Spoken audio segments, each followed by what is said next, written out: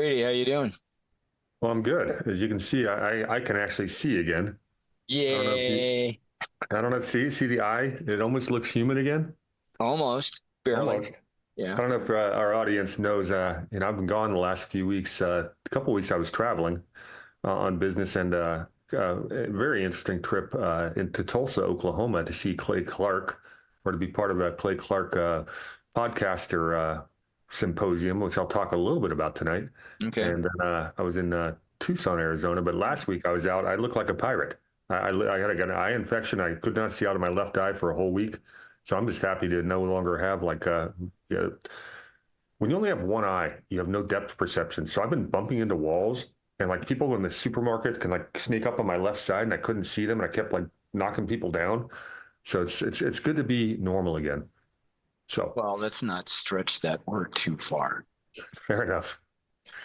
How you doing, Alan? Good. We got no behind you? No, I'm not going to do. I was giving one of the bits of advice I got at the podcaster symposium Yes. is to start going with a natural Environment. background as opposed to Okay. using the hamster. Oh. So I don't know. I can put one in if you'd like me to. Well, it's completely up to you. I sent a request to record. We'll see if it comes back. If it does, let me know. Yeah, I hope so. Uh, Yeah, the other thing I told Alan I was going to start doing is we're going to put the For the Republic up on its own channel, and the 2 hour shows I'm not going to put posting on my channel anymore, but I'll be doing like the 20 or 30 minute clips of each segment to make it a little bit more digestible. So I think that's supposed to be another good we idea. we definitely want to aid digestion. Absolutely. All right, let's open. Are you ready? I am ready. And we know Doug won't be here because he's on a tri-state mission to find the best snow cone. Hopefully next week. Is that really his official definition of why he's not here tonight? No, he went to Oregon. That Close was enough. my reason why he's not here. This tri-state search for the best snow cone. All right, are we ready? Are we recording? Uh, Nothing's popped yet because I haven't seen. There's no note. It says we can hit it.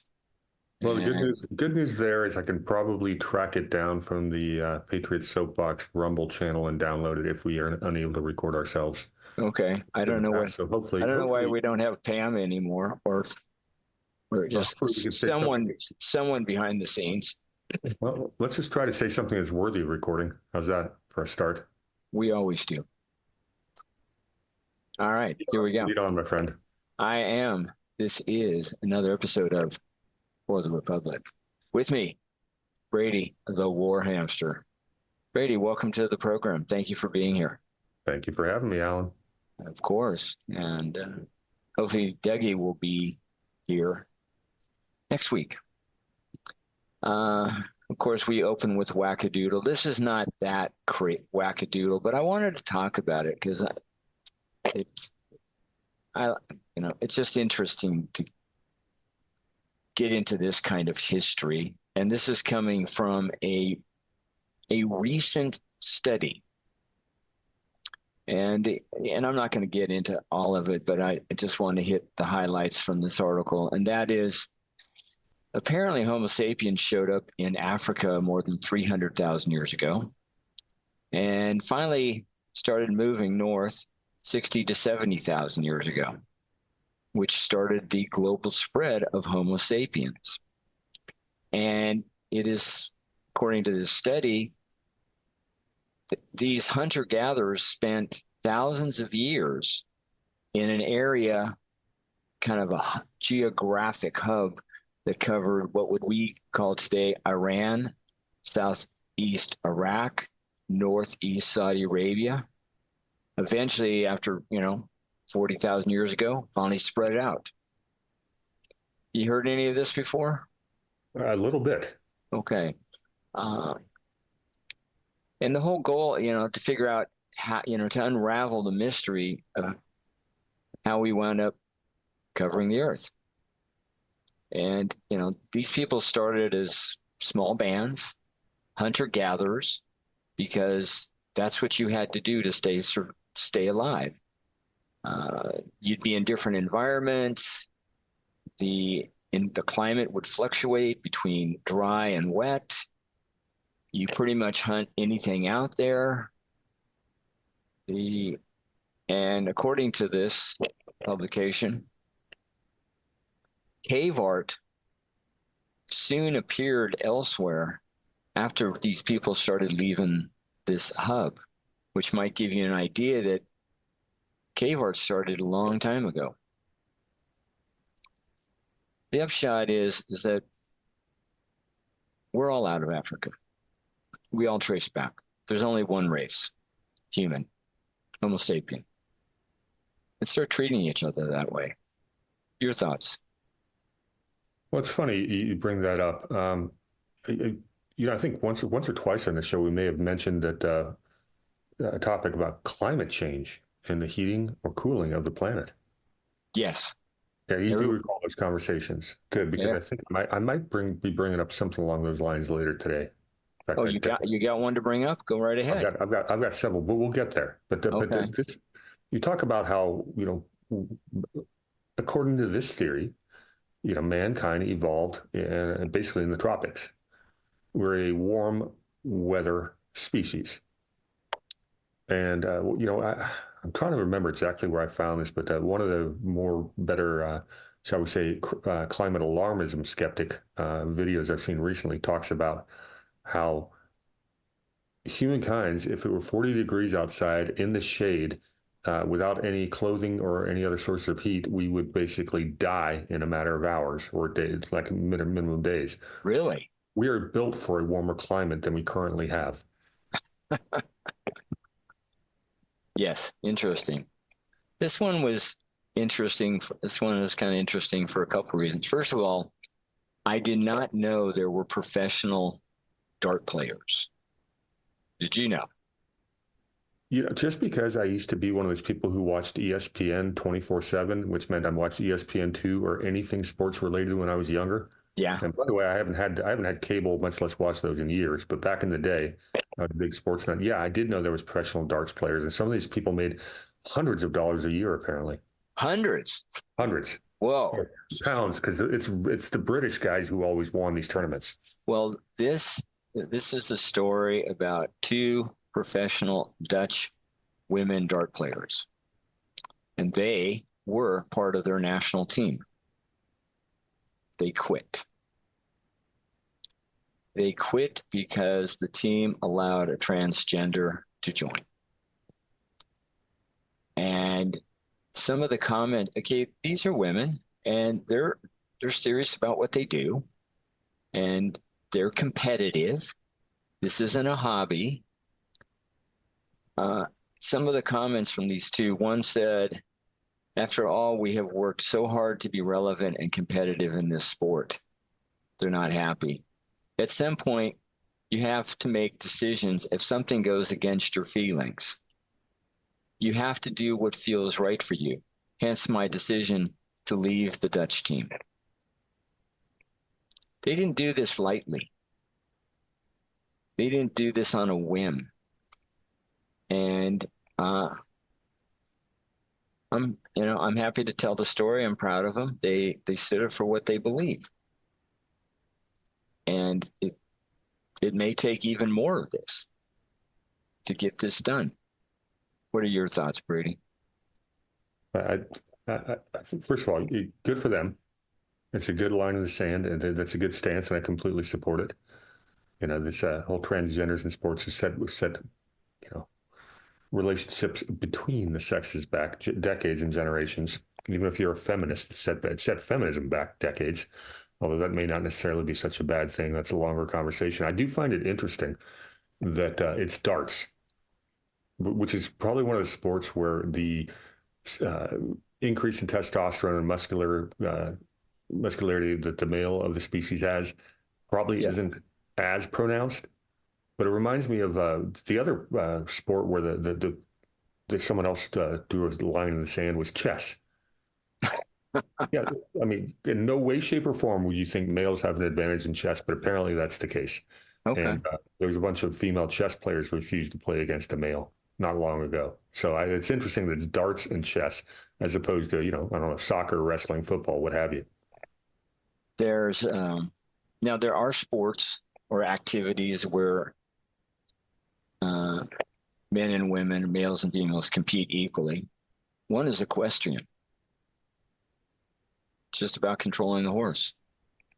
High-end motorsports. So, there's places for this. Well, yeah, it's interesting. Scuba diving is one where you would think the females would have an advantage. They weigh less and Hmm. they're more naturally buoyant. Yeah. The average, female has a little bit more body fat, and so that's a bit of a disadvantage. But uh, it turns out not to be the case when you get into technical diving with the decompression. Okay. But it's close. Yeah. This one is interesting from a free speech point of view. Wish Doug was here, but they've recently passed a bill in Scotland. It's called the Hate Crime and Public Order Act. And some people are very happy about it, and some people in Scotland are not. And this is going to take effect, the article says next month, so it could be in April, could be May. And the people who are not happy about this believe that it could be used to stop freedom of speech in different ways. And what this public order will allow courts to do is to put people in jail if they say, write, or post something that could stir up hatred against minorities and protected groups. This means that someone who speaks cruelly of people because of their disability, race, gender, identity, or religion could face criminal charges and could be sentenced up to 7 years in jail. Have you heard about this? And that one in particular, no, but right now I'm looking on my computer because I've got an article linked that's very similar from another country. So continue, please, sir. Okay. And the people who are critical of this say this is going to make it very difficult for people to continue having the freedom to speak in Scotland. Some of the pushback says that the critics are wrong about what they're saying the act will do.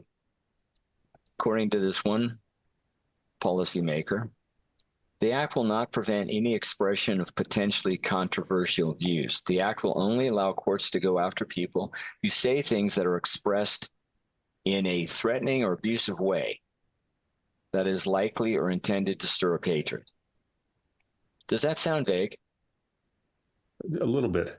Okay. Look, it's one of those what could possibly be misinterpreted there and turn to become some kind of thought crime. Supporters, say that, this just goes after hate crimes. Well, that kind of is, I think, kind of vague. Some people think one of the people who's going to be negatively impacted by this, who happens to live in Edinburgh, is J.K. Rowling's. Because, she's made some heavy comments about different groups and whatever. And, Well, I would almost imagine that's specifically targeted to J.K. Rowling's. I never read the books. I'm not a Harry Potter guy. Yeah. But I'm sorry, I was a little too old. It was a genre I would have enjoyed as a teenager, but it didn't come out till later. I don't know. How familiar are you with what a stand she's made against some of the LGBTQ plus stuff? Because she's very outspoken. Yeah, she is.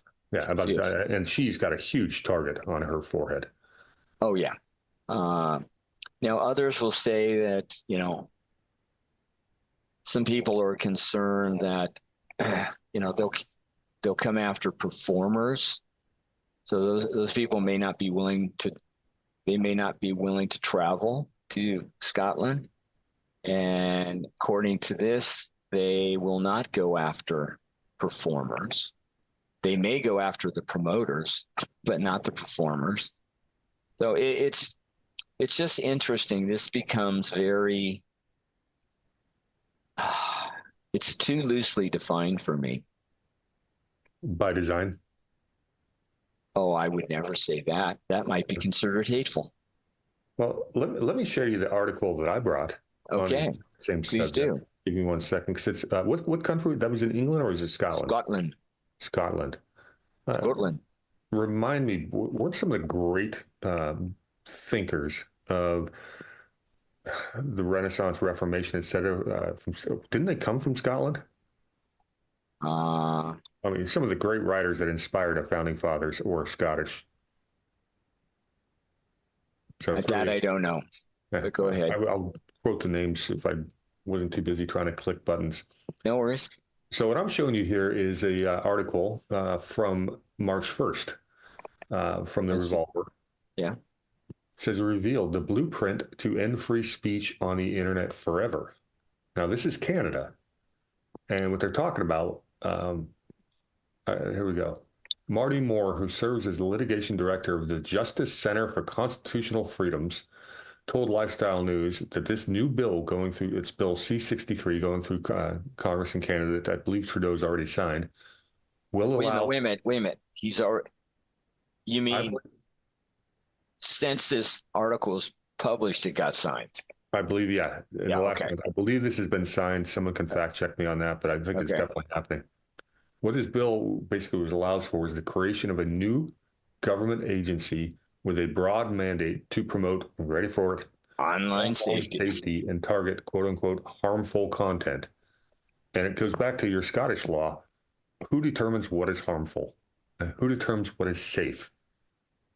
The use of the terms safety in quotes is misleading when the government is clearly seeking to censor expression simply based on its content and not on its actual effect.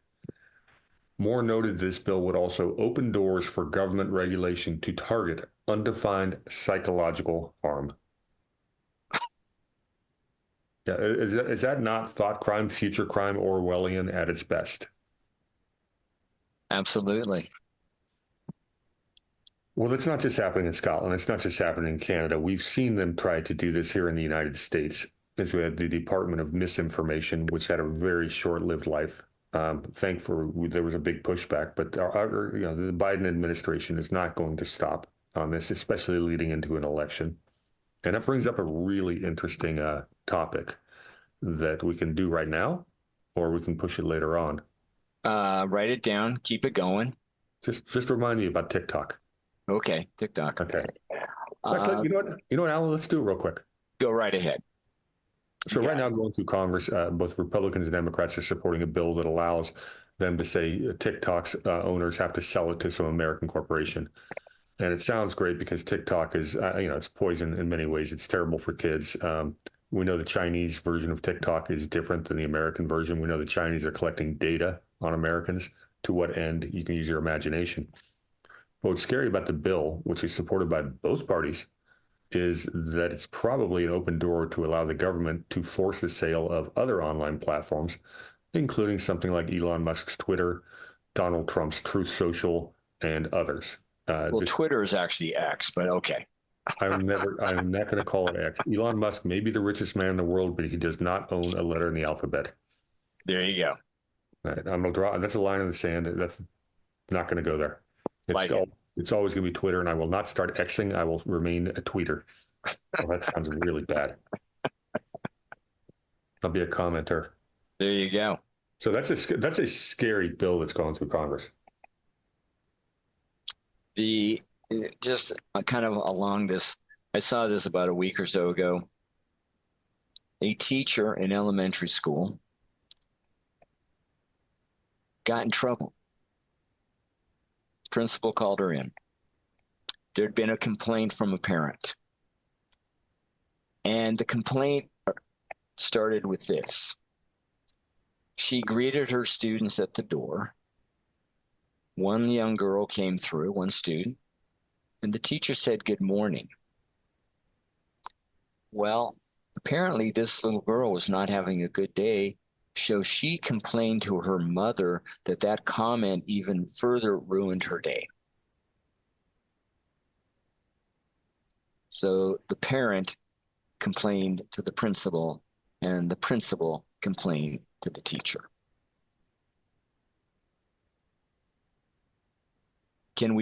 Are we going to be limited to only hello? That's offensive, Alan. Is that because I imply hell?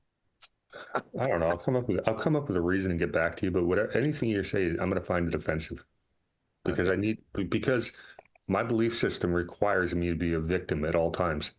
Well, So can you let me know how I should greet you? I'll let you know. But however you do it, I will still find a way to be the victim in it because you are an oppressor and I am the victim. That's how the hierarchy works. So, Well, what's nice is that you're consistent. I appreciate that. well, the great thing about it is if everything is racist, then nothing is, and vice versa. Well, So, if there's only one race, how are we racist? look, all I know is you, in some way, shape, or form, you are, basically making me a victim again. Your Yes. tyranny will never stop. You were oppressing me, and And I don't even try. you can't win with this. But you can't win with this ideology. It'll always eat itself eventually. It's a zero-sum game. Are you able to track chat while we're talking? Yeah, I have been a little bit. There's Okay. been Let me know if there's anything to address. This one is interesting. I'll just tell Chad, hey, it's great to be back. Thank you for the warm welcome back, everyone. Yeah. This is This was there was an archaeological dive in the Black Sea. Let me tell you about the Black Sea first. Okay, I did a little research. It's basically an inland sea. It is bordered by the Ukraine in the north, Russia northeast, Georgia in the east, Turkey to the south, Bulgaria, Romania to the west. It's pretty big. It's like apparently it's ranked 49th in the top 76 world seas. Its maximum depth is 7,200 feet, average depth 4,100 feet. This is deep. Okay, really deep. How deep? I'm sorry, I missed how deep it was. I was reading chat. Oh, its maximum depth is 7,200 feet. Its average is 4,100 feet. Thank you. Okay, so it's pretty deep. And it doesn't really have tides because it has a very limited water exchange with the Mediterranean. Okay, so here we go. This is the story. This goes back to a 2020 archaeological dive. And apparently this is the first such dive into the body of water.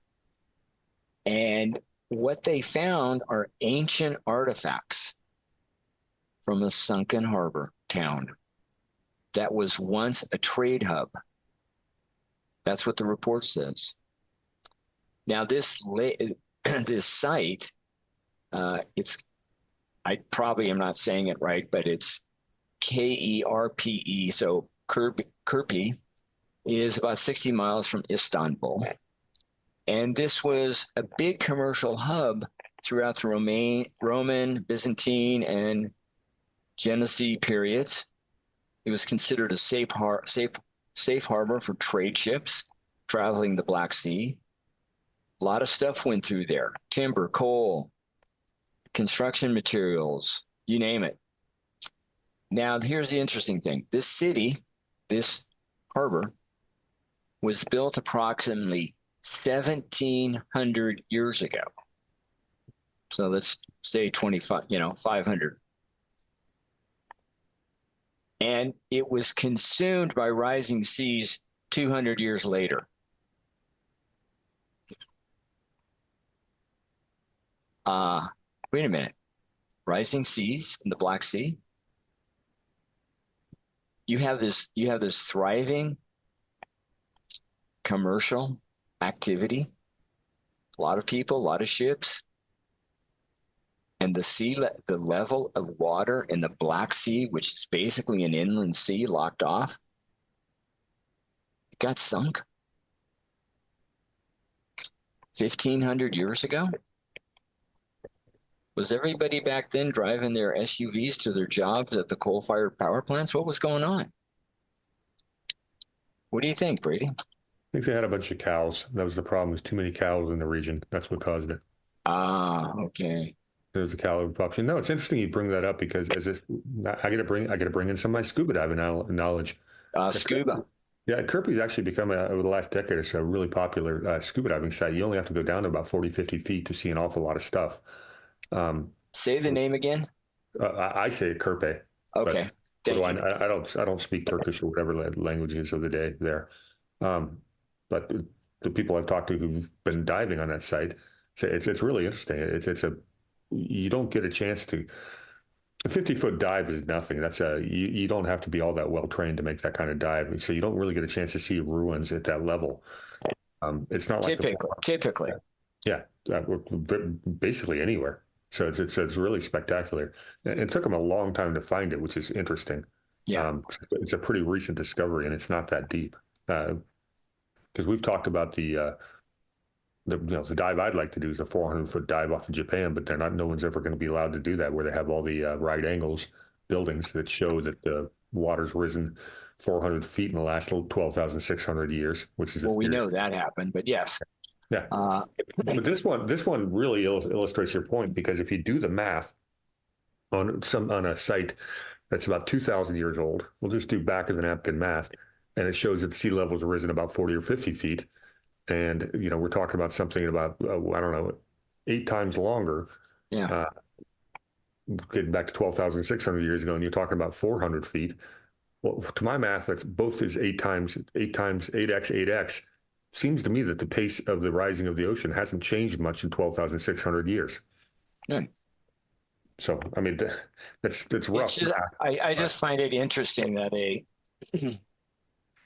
basically an inland sea that has very little interaction with the rest of the water world, its sea levels rose. Do you think that's because glaciers were melting? Maybe. Anyway, there actually is an exhibition at an archaeology museum, and it's called The Silent Harbor of the Black Sea. Check it out. I just wanted to share that with you.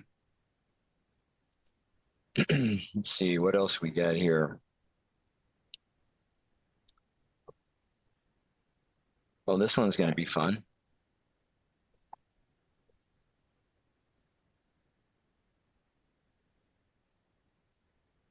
Okay.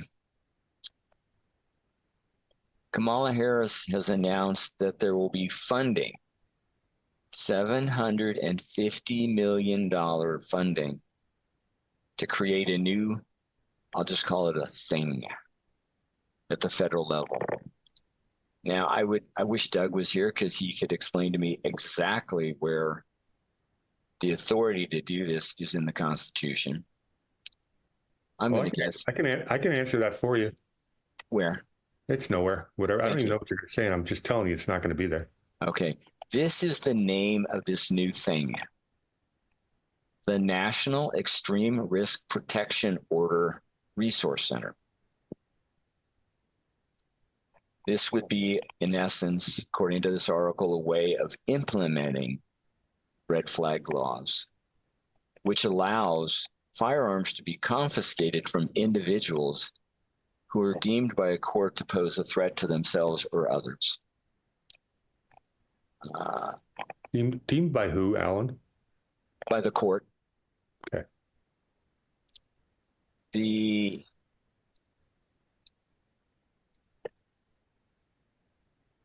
role of this would be to, I don't know, you're just going to go after people because you say they're extreme risk. Now, I'm a little slow, but if you go to the Second Amendment, which is an amendment to the Constitution, and it was directly speaking to this new federal government that's being created, doesn't it end with shall not be infringed? I seem to recall that being in there somewhere. Okay. And is shall not pretty specific?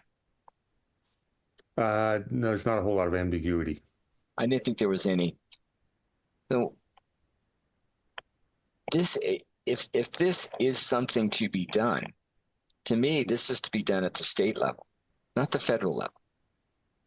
And what I'm also wondering is, where is the $750 million coming from to fund this thing?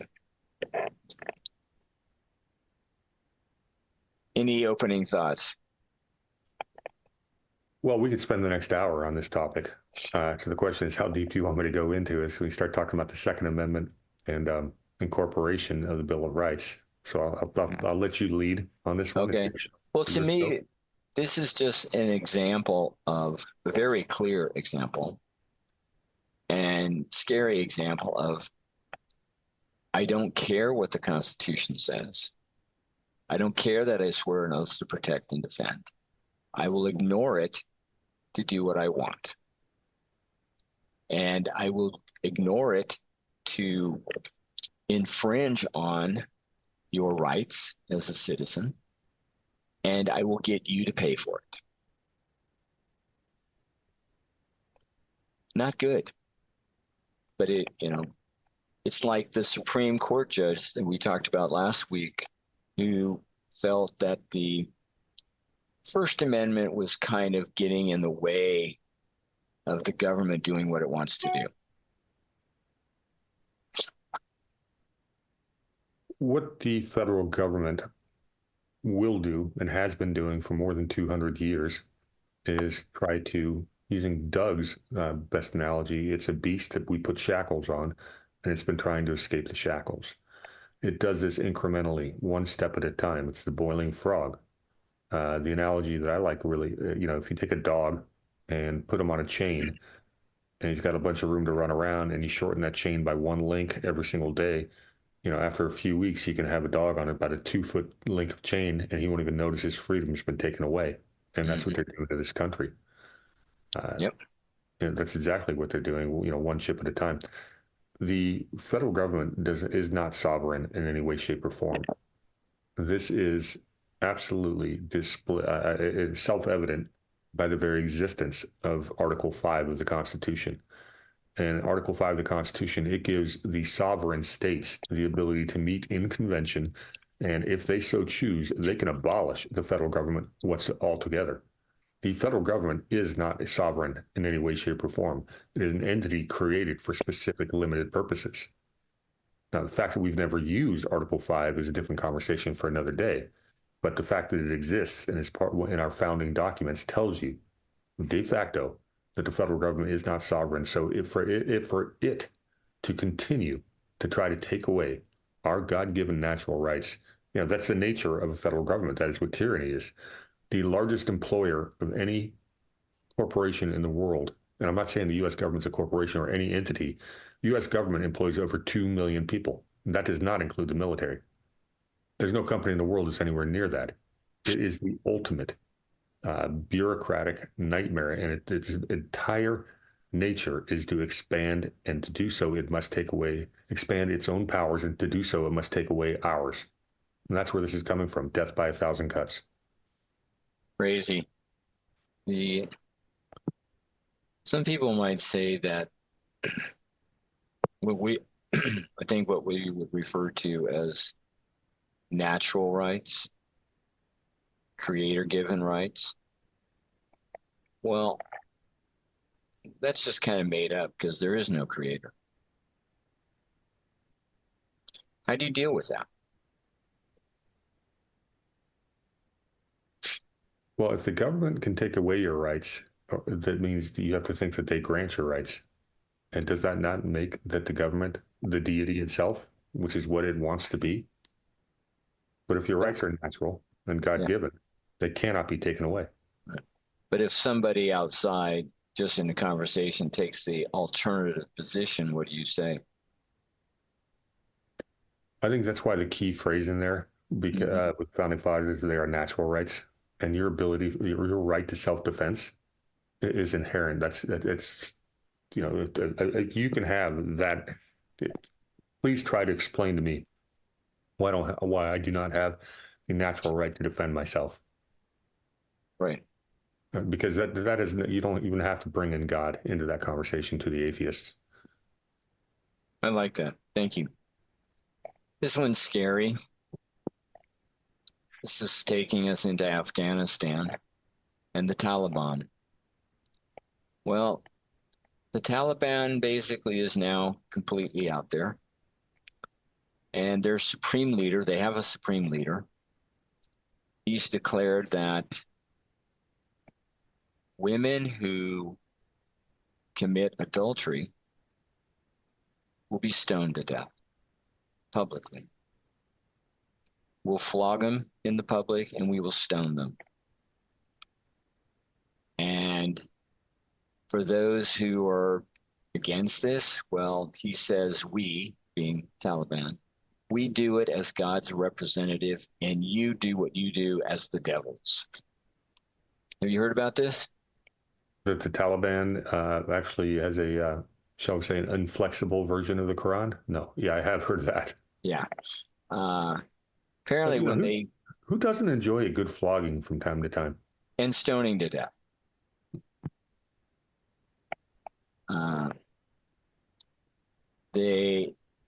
They're advocating for their interpretation of Islamic Sharia. It's just scary. It's scary.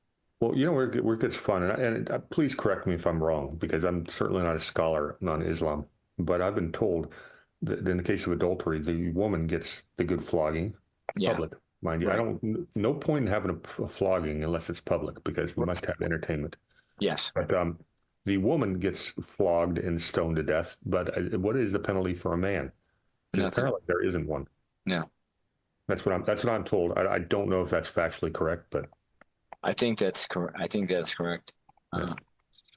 And a quote in this article from one woman from Afghanistan says, "As a woman, I don't feel safe and secure in Afghanistan. Each morning starts with a barrage of notices and orders, imposing restrictions and stringent rules on women, stripping away even the smallest joys and extinguishing hope for a brighter future." All right, real fun, something out of the chat from True Patriot is fun fact. Between 1980 and 2009, an estimated 150 people were stoned to death in Iran. Wow. Fun. But, go figure that, being a woman in Afghanistan is probably not the most liberating position to be in. If I'm not mistaken, in one of the more recent budgets, didn't we spend a few million or hundreds of millions or whatever trying to teach Iranian people about some kind of transgender ideology type stuff? Didn't that come out of our budget? Afghanistan? I hope not. I'm pretty sure that happened. It's either, if it wasn't Afghanistan, it was Pakistan, but I'm pretty sure they accepted it at about the same level. That would be a monster waste of funding. So, yeah, well, of course it is. But what it really is, of course, is you have some donor to some politician, whether it be Republican or Democrat, it doesn't matter because they're both the same when it comes to this stuff, that basically one of their daughters decided to, after they went to some liberal arts school or an Ivy League school and couldn't get a real job, decided to start an NGO pushing this LGBTQ woke nonsense. And lo and behold, it actually doesn't make any money, so they needed a government grift on it, and so they got a contract to go over there to some exotic place and to pretend to do good. I mean, but there's like thousands of examples of this. This is why we have a $34 trillion deficit. It's a big reason. Not a deficit, debt. Debt. Big difference. Sorry, I pulled a Joe Biden right there, didn't I? Yes, you did, but we won't tell him. This one is pretty heavy. And because I think we've talked about EV before, right? Once or twice. Okay. For the listeners who are new, we're talking about electric vehicles here. Thank you. They apparently are not the miracle that they're promised to be, but please go on, Alan. Thank you. There's a big push. It's not just to support EVs. Now the big push is to get rid of gas-powered vehicles. And the current president is all for this, apparently. And they want to get people they want to finish off gas-powered cars. And there are 8 states that are planning to ban the sale of gas-powered vehicles. Forget making them, we're going to ban them. California, I know that comes as a big surprise. Rhode Island, Maryland, Massachusetts, New Jersey, New York, Oregon, Washington, and the District of Columbia. They've all signed off on this. Now, California, which was the first to adopt this rule, they want to have 35% of all new vehicle sales by 2030. No, in 2 years, that would be 2026. They want 35% to be quote unquote emit zero emissions. And by 2030, 68%. And when they talk about emissions, they're talking about tailpipe emissions, not the kind of emissions that you get out of an EV, such as the rapid deterioration of their tires because they weigh so much. Other states are not going to be as aggressive, but they definitely want to go after this. And, they want to get to none by 2035. You either have to be an electric vehicle or a plug-in hybrid. And I'm thinking this is all because of what we're told is climate change, and climate change is solely connected to carbon, which is the buzzword for CO2, greenhouse gas, and of course, methane. But nowhere in these conversations, as I've mentioned before, does anybody say why it currently measured 421 parts per million, 0.04%. Why is CO2 so pivotal? But, does the federal government have this authority to do this? No. Do the states? Well, the states may have the authority. You'd have to check their constitution. But I'm thinking people need to get educated on this topic so they can know that they are being taken down, pun intended, the wrong road. Any thoughts? Oh, this is one of my favorite subjects. Go.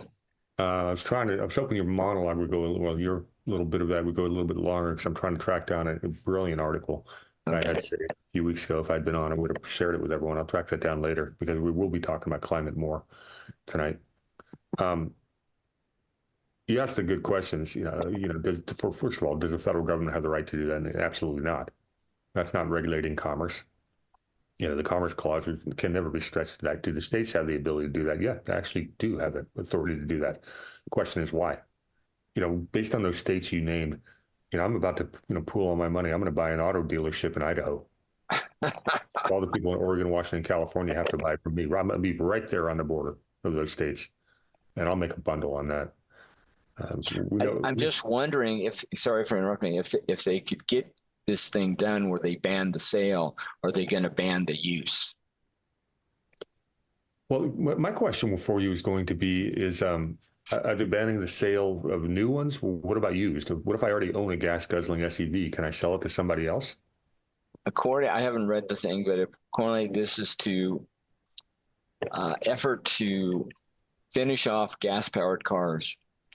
And this is to ban the sale. So doesn't say new or used. It's just you can't sell them in this state. I don't even think a state can do that. They could ban the registration of it, but that brings into other conversations, which would actually be a really fun conversation to have because, should we have interstate roads in the first place? Do they have the authority to do that? Well, we know the answer to that. It's usually a no. Every time we ask the question is, can the government? Here's a little cheat sheet. Anytime on this show we ask, does the government have the authority to do this? 99 times out of 100, the answer is going to be no. And that would be federal government. Yes. Yes. All right. Any other thoughts, or I'll move on to one more? Go on to one more because I'm going to bring us back to climate. Okay, beautiful. We've touched on this subject before, but this is, again, I'm not speaking for myself. I'm speaking for people who actually compete, kind of like Riley Gaines, right? Well, this story is from Caitlin Wheeler. She was an All-American swimmer, which means she is one tough athlete. And this happened during the 2022 NC2A Division I's Women's Swimming and Diving Championships. And this was her problem. There wasn't just the problem of having to possibly race against a biological male swimmer in the pool. They also decided that Leah Thomas, a 6'4" 22-year-old trans with a male body and full jingle jangle, would be in their dressing room. And this is where she goes. This is something that does not set well with them. Girls, women, they want nothing but girls and women in their locker room. And, she used the words shock, disbelief, horror. And NC2A's decision to transform our sanctuary into a unisex locker room without our consent felt like betrayal of the highest order. What do you think the NC2A said? Oh, I know what the NC2A said, because again, it is a bureaucracy that suffers under the cult, that operates under the cult of wokeness. They said nothing. She was, as I said, this lady was All-American swimmer, SEC champion, and the NC2A's response, silence. What these ladies are demanding is to be respected. Safety, privacy, and they will no longer accept silence. So, unfortunately, it may have to come down to where these girls and women get into this environment, like the Dutch dart players and other athletes. We're not going to compete, and the coach may go ballistic. And their response could be, Coach, if we don't compete, you don't have a job. Your thoughts? I'm going to give you, well, of course, I agree with you. The direction you're going with this, it's ridiculous. Earlier today for Easter brunch, we drove up to Ogunquit, Maine, and a really nice resort and called the Cliff House. And had a wonderful lunch on a sunny day. It was beautiful. Felt like spring. I actually almost wore shorts. I was definitely wearing my flip-flops. But I went to use the men's room, and as I opened the door, there's a woman in there. And she's cleaning it. She works, she worked for the hotel or the resort, whatever it is, and had to leave because every time how's she going to get clean? Because every time a guy walks in, she's got to walk out. Right. But it had me thinking about this stuff. Do you remember Title IX? Yes. For those who don't know, Title IX came around in the 1980s or so, and they basically told all the NCAA colleges that you had to have an equal number of men and women's sports teams. Never mind the fact that there was a 5-to-1 ratio of men to women who played sports in high school. They wanted to make sure there was an equal number of women's sports. We knew this was going to come back to haunt us. Anytime you're, centralized regulation to try to get an achieved outcome, there's going to be, this goes back 4 decades. When I was in college, I was playing college baseball my first couple of years, and Title IX got kicked in. I was done with baseball before my sophomore year was even over, but a friend of mine on the team was a senior, and he was good enough to get drafted to be a professional. We actually have 1 more year of eligibility, and what had happened with him is he's an engineering major, really smart guy. His father passed away, and instead of going pro, his father, his whole dream was to have one of his children graduate college, and he wanted his son to be an engineer. So this friend of mine, instead of getting drafted pro, had to go back to college. Well, Title IX came in, our school decided instead of adding women's sports, we would drop the baseball program altogether. So he never got a chance to play ever again and never got drafted. And this guy was a shortstop good enough he would have been drafted in like the 12th or 15th rounds. So to me, Title IX it was part of my life. I saw it impact people I knew. Mm. But it's an example of when you get government regulation, there will always be unforeseen consequences, and that's what we're seeing today.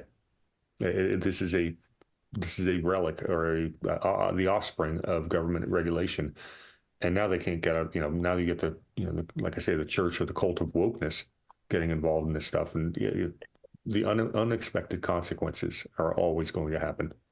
So, well, thank you for that. That's the end of Whack-a-doodle news. I guess we never heard from Pam, so there's no recording on our end. I bookmarked earlier in the chat, earlier in the show, someone gave us a chat on Getter for where we can probably pull the replay, and I bookmarked that. So thank you. I forget who did that, but thank you. I think I'll be able to track down this recording if it's worth recording. All right. You got some things to talk about. I do. I'm going to start with a big one. Go big. You ever heard of something called... before you go big, anything in chat? A little bit. Yeah. Just good commentary on what we're talking about. All right. A lot of good memes. I'm trying to keep a straight face on a couple of them. Any one fingers? No. Okay. You're good. So all right, far, we're good. Everyone still loves you, Alan.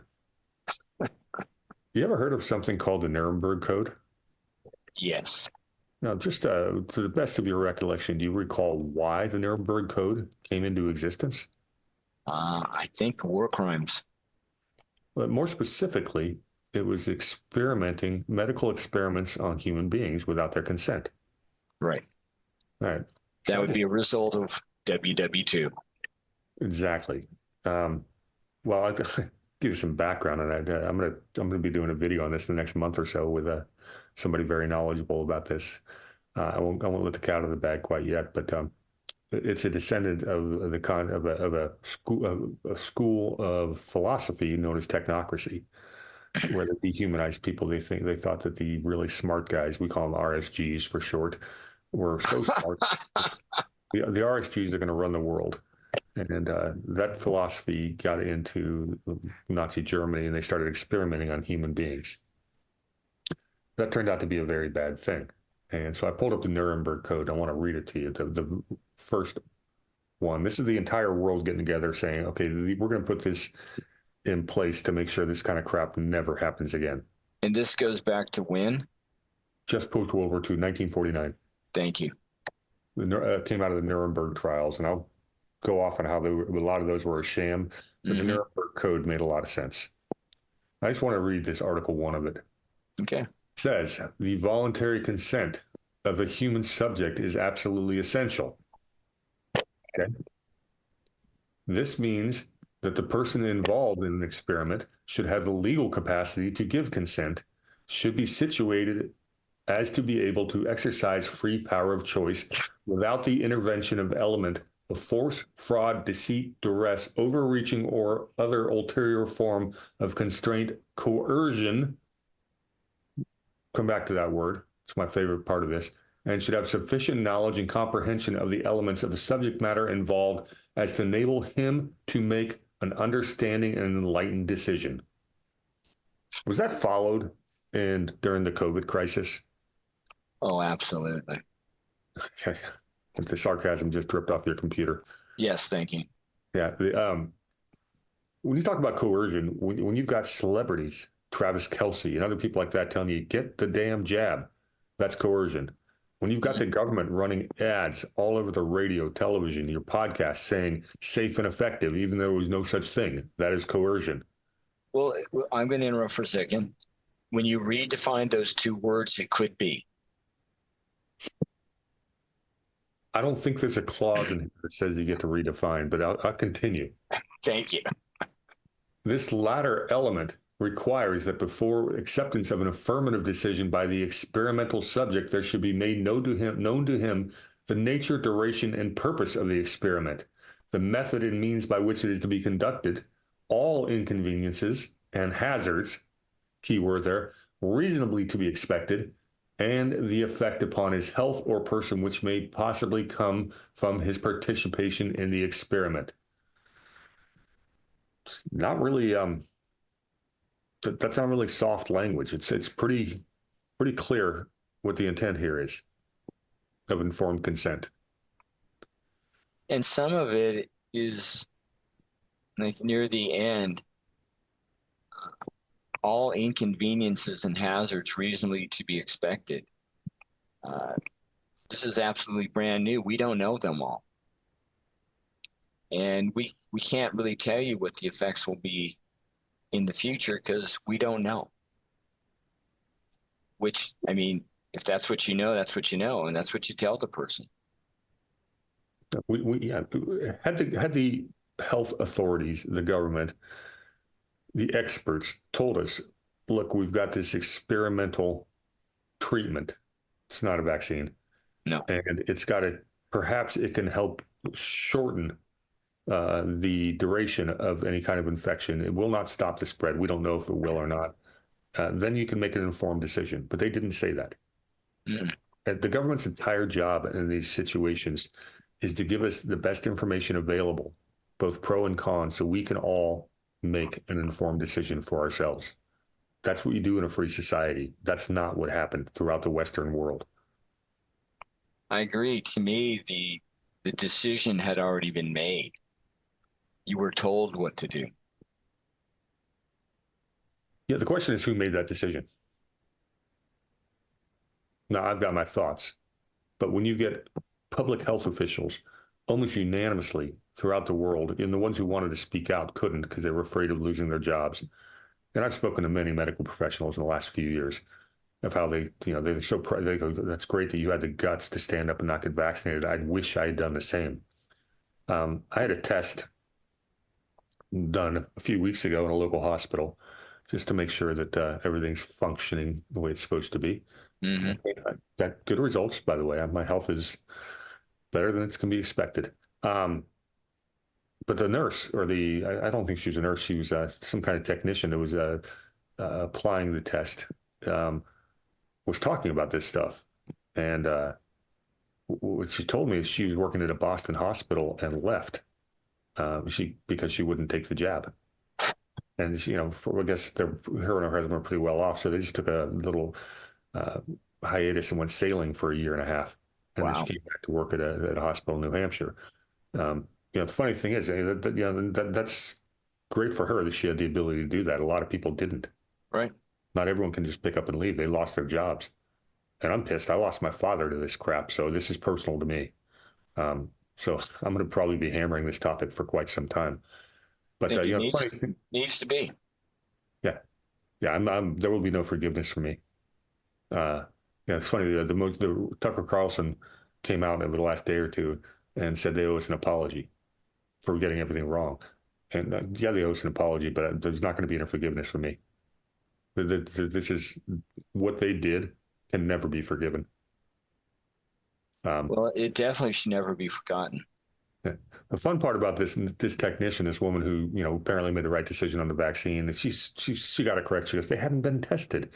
They hadn't, these things had not gone through the whole full trial. And she got that right. And she turned around and tells me, but masks work. And so I just kept my mouth shut on that. You're smart enough to not take the vax, but you still think a mask works. Okay. I mean, 1 out of 2 is better than 0 out of 2. And she got the important one right. I mean, you're not actually hurting yourself that much by wearing a mask, although right. You are enabling our oppressors. So I brought this up with the Nuremberg Code because there's an interesting thing happening right now. Can you see the zero? The era of informed consent is over. Okay. This is a fascinating article sent to me by my better half. And I thought it definitely was worth bringing up here. The Lady Hamster sent it to me. She's a great researcher. It says, in a significant blow to patient autonomy, informed consent has been quietly revoked just 77 years after it was codified in the Nuremberg Code.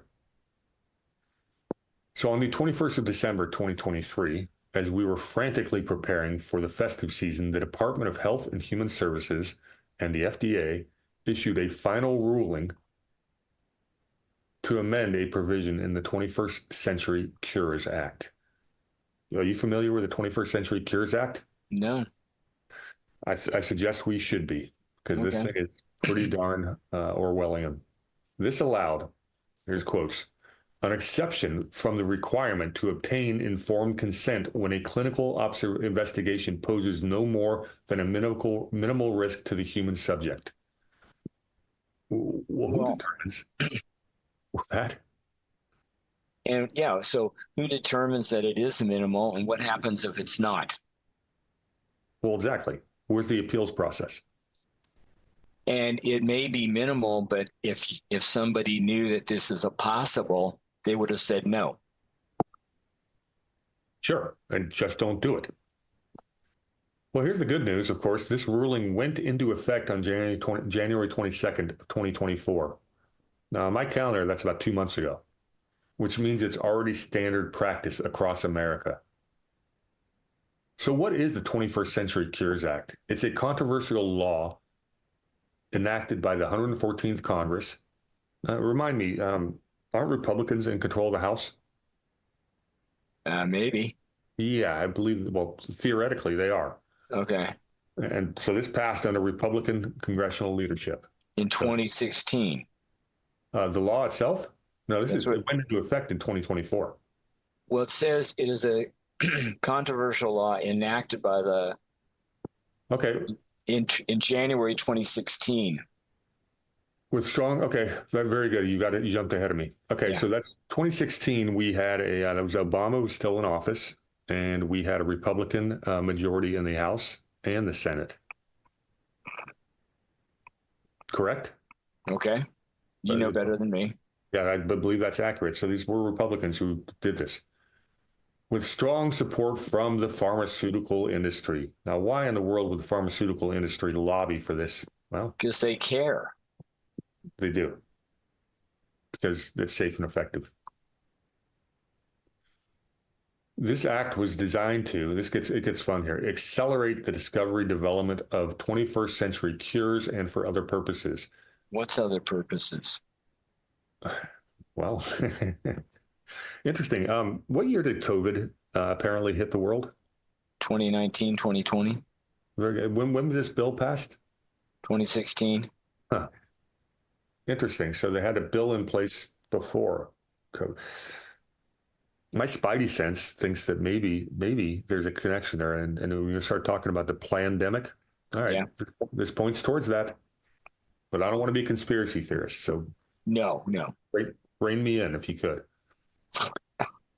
Some of the provisions of it within this act make for uncomfortable reading. For example, the act supported high risk, high reward research. High reward? Wait a minute, high risk? What are you talking about? Well, the risk is to you, Alan, and the reward is to, who do you think the reward's to? Not to me. No, well, unless you own shares of Pfizer. Yeah. Novel clinical trial designs. Novel? Meaning outside the norm? Meaning new. New. Haven't we seen that word before? Let's see if this shit works. Oh, encouraging vaccine innovation. Has anything like that happened since? It's hard to say. It's hard to say. Let me jog your memory. You want me to keep going because this article's yeah. No, it's just interesting that. Go back up, please. What do they mean by innovation? What is the definition of innovation? Creating something new that hasn't been used before. Oh, look. Let's see. In the meantime, I'll talk to chat. Yeah. You guys enjoying this? This stuff really infuriates me. But plus, I've got a number of quote unquote medical professionals in my family, and they just signed off on every single thing that the health experts said was correct, to the point that I know my sister looked me straight in the eye and said there's no such thing as a false positive PCR test. Okay, here we go. Innovation. Let that one sink in.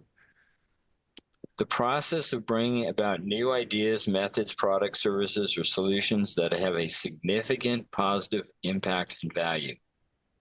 It also involves transforming creative concepts into tangible outcomes and improve efficiency and effectiveness, or address unmet needs. That's innovation. That all sounds pretty positive. Yeah. But you brought up PCR, right? Yeah. Was it Dr. Kerry Mullis who invented the PCR test? I don't remember the person who was, but I know for a fact that person, I don't remember the name, but that person said for a fact this test was never supposed to be used for what they're using it for. Well, he did. Dr. Kerry Mullis, Kerry with a K, did invent it.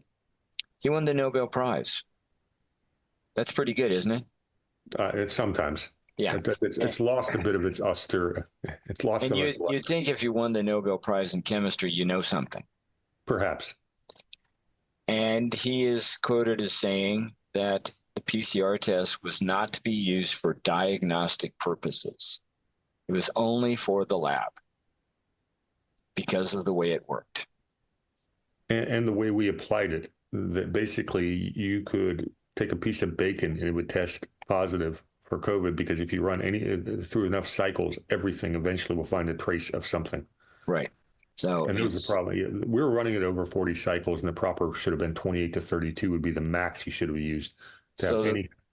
Yeah. So you weren't really finding anything. You were finding maybe something, and you were using a test that was not being used properly. And then you would have the mainstream media, CNN and Fox News, both sides of quote unquote political aisle on their chyron would tell you all these flashing numbers of active cases, positive tests.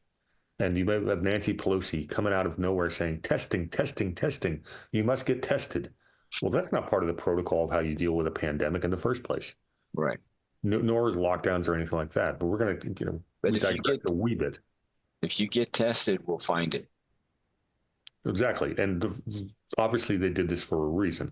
Now, I'm going to make the leap of logic that said if you've got the entire government bureaucracy and a lot of the corporate entities that are in bed with them as part of our neo-fascist regime that actually runs the world, all saying the same thing for a specific purpose, what are they actually trying to do? They are trying to they're trying to make us scared.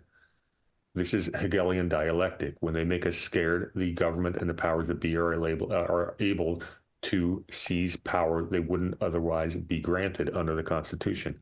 That is the entire purpose for what they did. Was there anything else going on in 2020 that was kind of important geopolitically, like maybe an election? Possibly. Possibly. Oh, possibly. Possibly. Did we change any of those election laws in response to this manufactured crisis? I think things like mail-in voting. Yeah. Yeah. And you don't have to be a citizen, and you don't have to show ID. So call me a crazy conspiracy theorist, but these are an awful lot of strange coincidences of the same people that all of these coincidences benefit, all moved in the same exact direction. But this is all starting in 2016. It goes back further than that. They were talking about this stuff, but for today's purposes, yes, this came from this bill. And again, this is a Republican Congress. Crazy. This act granted the National Institutes of Health. Who ran that up until recently? Fauci. Oh, If you want to take on him, this is not from me. This is not from Brady. You could probably still find it on the web. Look up an interview of Dr. Kerry Mullis. I think it's Mullis. And the interviewer asks him what he thinks of Anthony Fauci. And this is many years ago. It is not complimentary. Just wanted to say. Nor should it be. Yes. And if you really want to go deep down that hole, look at what Fauci did with AIDS patients and HIV, because it's the exact same pattern. So it granted the NIH legal protection to pursue high-risk novel vaccine research. High risk. Wait a minute. Novel. That word came up again. Yes. A strong case could be made that these provisions capture all the necessary architecture required for much of the evil that transpired over the last 4 years. It's kind of what we're hinting at. Yes. Overturning patient-informed consent was another stated goal of the original act. Buried under Section 3024 was the provision to develop an informed consent waiver. Oops. There we go. Or alteration for clinical investigation. Scholars of medical history understand that the concept of informed consent, something we all take for granted, is a relatively new phenomenon codified during the Nuremberg. It is inconceivable that just 77 years after Nuremberg, the door has once again opened for state-sanctioned medical experimentation on potentially uninformed and unwilling citizens. Potentially uninformed? Deliberately uninformed sounds a little bit more accurate. Thank you. Yeah, good catch. This is your ability to nitpick semantics is perfect for this article. According to this amendment, the state alone, acting through the NIH, the FDA, and the Centers for Disease (CDC), will decide what is considered a minimal risk, and most concerning, will determine appropriate safeguards to protect the rights, safety, and welfare of human subjects. Interesting word. Mm-hmm. Let's just pick that apart for a little bit. Okay. When it says the state, they're obviously not referring to one of the 50 states. They're referring to the federal government. Mm-hmm. Which is not a sovereign state, as I mentioned earlier. Acting through its agencies, which are not constitutional. Thank you for picking that up. And they will decide what is considered, what it says here, minimal risk. Well, before you tell me that I'm subject to a minimal risk, you want to tell me what that minimal risk is and what you mean by minimal? A little vague, isn't it? Yes. But the key word is human subjects. They're gonna hit on this in the next paragraph. So let's jump to that. Yeah. There you go. First of all, appropriate safeguards to protect the rights, safety, and welfare. Now we know what our rights are. Who determines the safety and welfare? Yeah, but notice the term. Go ahead. This stuff will determine the appropriate safeguards. I already know what the safeguards are. Tell me everything and I'll make a decision. That's the safeguard. It's called an informed decision. Yes. You mean you're capable of judging, making your own risk tolerance decisions? Have you ever driven on a California freeway? Once or twice. Then you know I'm capable. The other thing is, have you ever flown aerobatics? Have I flown aerobatics? I have not. I have. You have a very high risk tolerance. Did you make an informed decision? I made a well-informed decision, and every time I took off, I knew what I was going to do. But it was up to me to get it done. And no one forced me in the plane.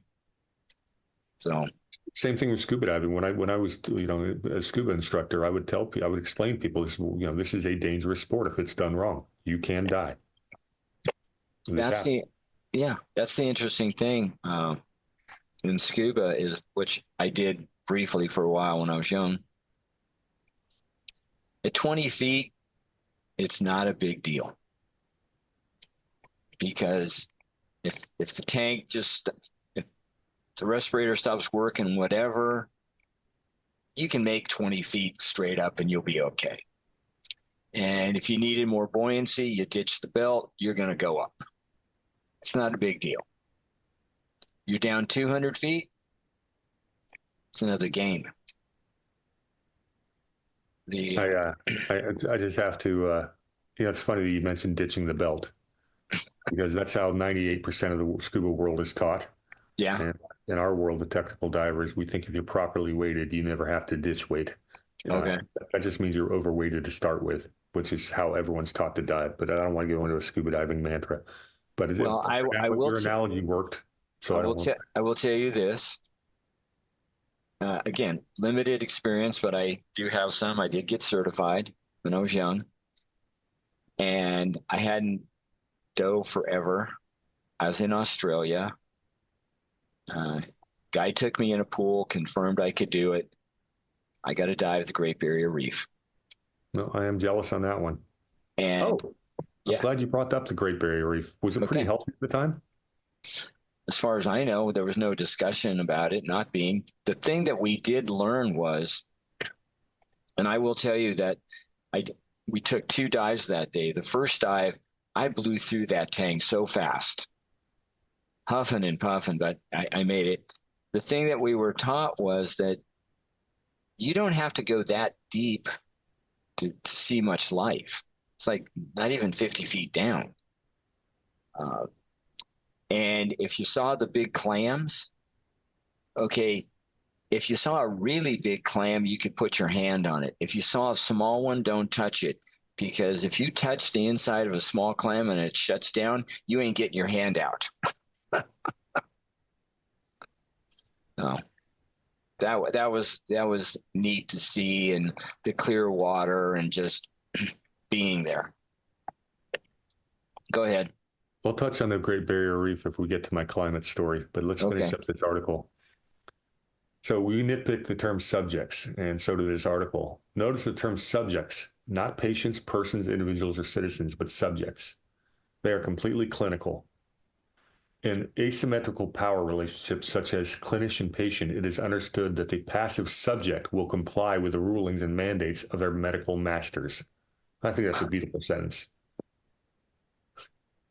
It is understood that the passive subject will comply with the rulings and mandates of their medical masters. The founding fathers are rolling over in their grave.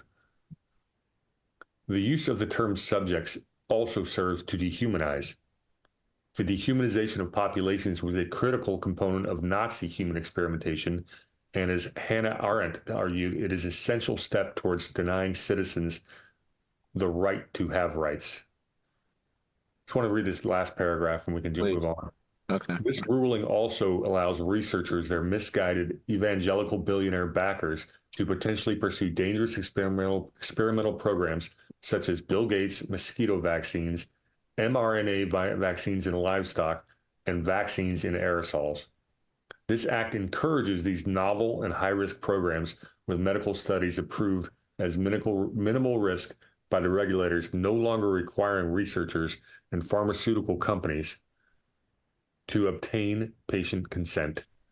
Yet the histories of pharmacology and medicine are plagued with clinical investigations and interventions that were thought to pose no more than minimal risk to humans that went on to cause immeasurable pain, suffering, and death.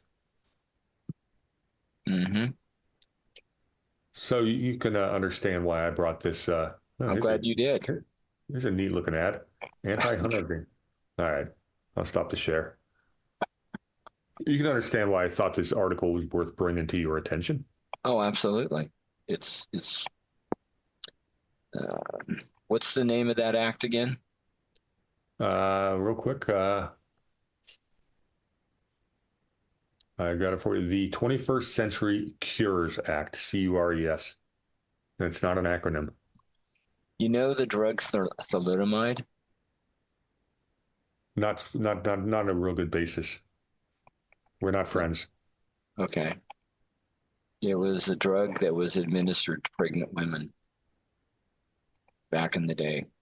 It's supposed to help them. FDA approved. What happened?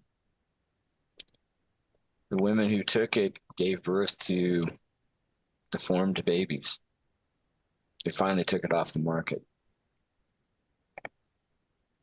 The FDA doesn't always get it right. Brady, you coming back? I am. I just wanted to show our audience my scuba diving profile picture. There you go. Now that is a technical diving rig. You can see my jet fins with proper trim in the back. The long hose draped around my neck and tucked below my belt with absolutely minimal things that could snag outside of my camera equipment, which is the GoPro hanging from my right wrist. There's a bottom timer. You also notice the lack of a dive computer. We don't dive with computers. which Well, is now actually that's technically not correct. we call ourselves the thinking divers, and your mind is the computer. Thank you. Got the computer between the ears. At what depth are you there? Oh, that's probably like 60 feet at the most. Oh, okay. With that kind of visibility. Based on what I'm wearing, I think that's probably off the Cayman Islands. Cool. I'm only wearing a rash guard. You're not cold. You're not cold. Fun. Go ahead. You're not cold. No, not in that water. That's bath water. The other interesting thing is we don't dive in wetsuits.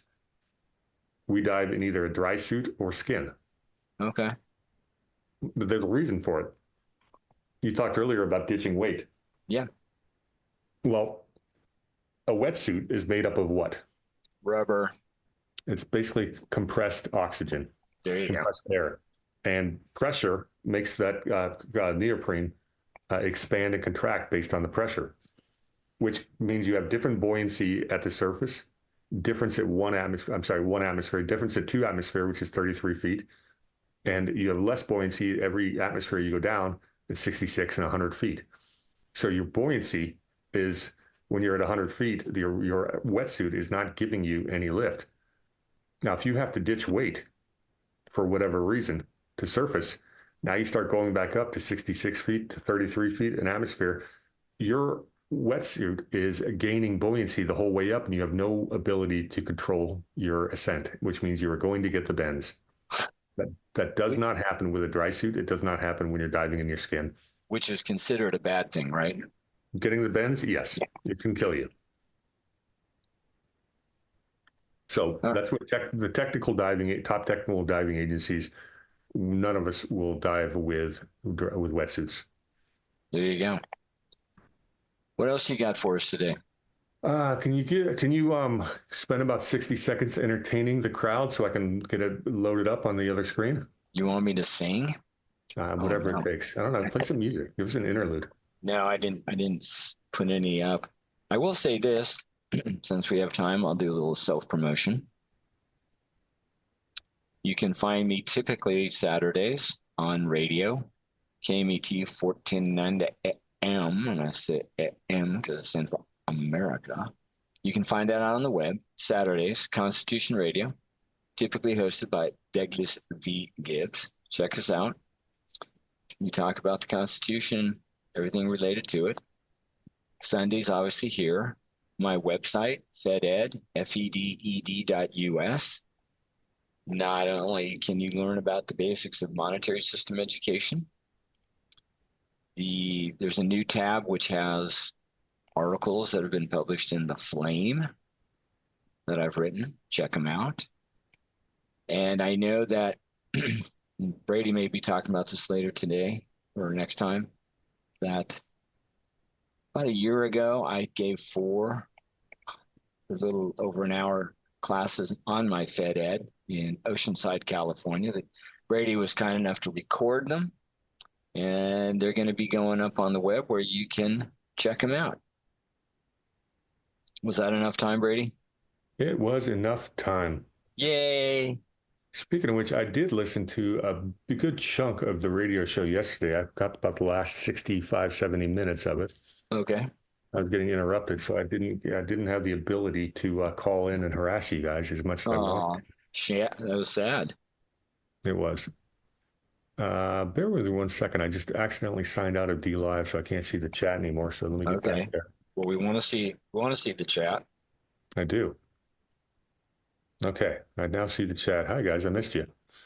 All right, so I've got another fun headline on another one of our favorite topics, which unfortunately is highly related to what happened with COVID because it's the exact same manufactured crisis. Can you guess where I'm going with this, Alan? No, I can't. You know I'm slow. Well, I guess I'll just have to make it easy for you. Would you please? I will. ABC, that's it. Make it easy. Sharing my screen, and there you go. So here's a headline that basically I woke up to in the last couple of days. Global warming is now slowing the Earth's rotation. I personally felt that was happening, Alan. You know, I wake up every morning and I feel like the Earth's just spinning a little bit slower than it did the day before. Have you not noticed this? Being the insensitive person I am, no, I did not. I'll tell you what I get out of this first off. One, it begs the question, how is this possible? Two, how is this being measured? And three, to what level is the alleged slowing happening? Do they get to this? Oh, yeah. We're going to have to go through this a little bit. Oh, And you're asking the right questions because they've got a theory. wait a minute. They have a what? A theory. Oh, okay. Which means it'll be reported in certain. Now, there is one thing to keep in mind. Drastic polar ice melt is slowing. Okay, drastic polar ice melt. Last report I saw that if you go back to 2009, excuse me, if you go back to 2009, I think I invented the internet Gore, gave a prediction at a big climate thing, I believe in Denmark. And he said in the next 5 to 7 years, that'd be 2014 to 2016. In the next 5 to 7 years, there's a 75% chance that all the ice will be out of the Arctic come the summer. Did that happen? Well, I got an answer to that right here. And it's no. Well, if you look at the date here, it's a very old article. It's from March 30th, 2024. So yesterday. Yeah. It says the Arctic winter sea ice continues recovery despite the quote unquote hottest year ever. Okay. And we've got all kinds of charts, graphs, and actual scientific data showing that the Arctic sea ice has continued its recent recovery. Well, the slight recovery trend since the Arctic minimum was reached is continuing at the beginning of 2024, with the sea ice extent at the beginning of the year well below the average for the years of 81 to 2010, but in the lower range of the extreme values. If we look at the new reference period, we're actually doing pretty good. Well, what's interesting is, go back to the graph, please. Yep. Okay. This is going back to 1980, thereabouts. You notice how it goes up and down? Oh, do you mean it's cyclical? Yeah. And we're now so if each point is a year, you've had 3 of the last 5 above the trend line. But the report I saw was that there's more ice in the Arctic now than there was in the last 15 years. Yes. But the thing that's not here, I take it you've read the article, so I'll ask you. In this article, who's the author or authors? This is a guy by the name of Will Jones, but he's citing studies by Mittler, and I'm not even going to try to pronounce this name. Okay. That's just not going to happen. No. I'll sound like Biden. Yeah. Anyway, does anywhere in this article do they talk about the fact that Earth is in a interglacial time period and has been here 14,000 years? In this article, no, but you and I have talked about this often. And isn't an interglacial period the opposite of glacial?